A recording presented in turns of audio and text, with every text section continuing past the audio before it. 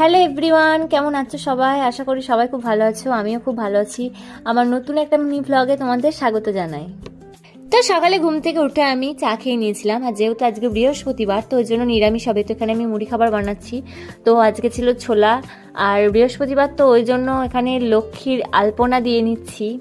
বিয়ের আগে আমি এগুলো ফেব্রিক দিয়ে করে গেছিলাম, কিন্তু জানি না কিভাবে উঠে গেছে, তো ওই জন্য আমি এরকমভাবে দিচ্ছি আলপনা।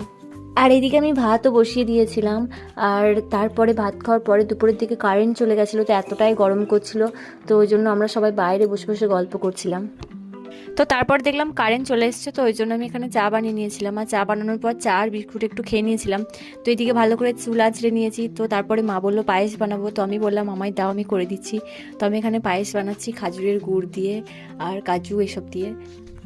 তো পায়েস বানানো হয়ে গেছে, আবার বাইরে গিয়ে বসে পড়েছি। সবাই এখানে গল্প করছে, আমাদের পাড়াতে সব আছে। তো আমি বলছি শানুকে, বলছি দে তোর চুলটা ভালো করে আমি বেঁধে দিই, যেমন করে পার্লারের মেয়েগুলো দেয়। তো এদিকে দেখছি শানুর মা অনেকগুলো গাছ লাগিয়েছে, ওর মা গাছ লাগাতে অনেক ভালোবাসে। তো তারপরে বাড়ি চলে এসেছি, আর বাড়ি এসে দেখছি মা আমার জন্য চপ রেখে দিয়েছে, সেই চপটা খেয়ে নিয়েছিলাম। আর দেখছি আমাকে একটা পাঁপড়ও দিয়েছে, তো এই পাঁপড়ের প্যাকেটটা নিয়ে নিয়ে আমি পাঁপড়টা খাচ্ছি। তো যাই হোক, আজকের মতো মিনি ব্লগটা এইটুকুই। দেখা হচ্ছে নেক্সট ব্লগে। Thanks for watching. Tata, bye bye.